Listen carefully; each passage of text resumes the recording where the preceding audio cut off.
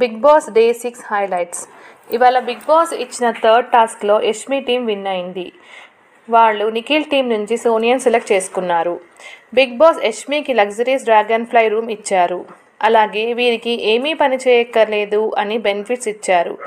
దానిని Yashmi team misuse చేసుకున్నారు. దీని కారణంగా సీత మరియు అభేల మధ్య పెద్ద ఫైట్ జరిగింది.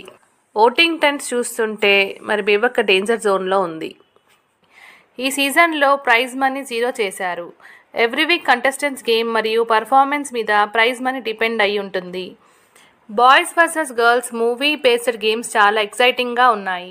నాగార్జున కంటెస్టెంట్స్కి యానిమల్ టాస్క్ ఇచ్చారు. విష్ణుప్రియ అండ్ సోనియాల మధ్య ఆర్గ్యుమెంట్స్ హై రేంజ్లో ఉన్నాయి.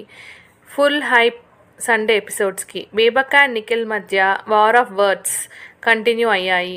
శేఖర్ భాష పంచ్ డైలాగ్స్ చాలా ఫన్నీగా ఉన్నాయి. హౌస్ మెంబర్స్కి నాగార్జున వినాయక చవితి విషెస్ చెప్పాడు, స్వీట్స్ ఇచ్చాడు. శేఖర్ భాష మణికంఠ ఆర్గ్యుమెంట్స్కి నాగార్జున కరెక్ట్ చేశాడు.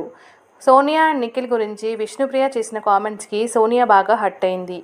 కుక్కర్ పంచ్ డైలాగ్ చాలా ఫన్నీగా ఉంది. హౌస్లోని ఫస్ట్ వీక్ ఇష్యూస్ని నాగార్జున క్లియర్ చేస్తున్నట్టు అనిపిస్తుంది.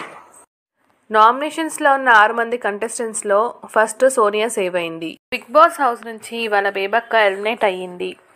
బిగ్ బాస్ టాస్క్లో బేబక్క పెద్దగా పార్టిసిపేట్ చేయలేదు. నామినేషన్స్ టైంలో కూడా బేబక్క తనను తాను డిఫెండ్ చేయలేదు.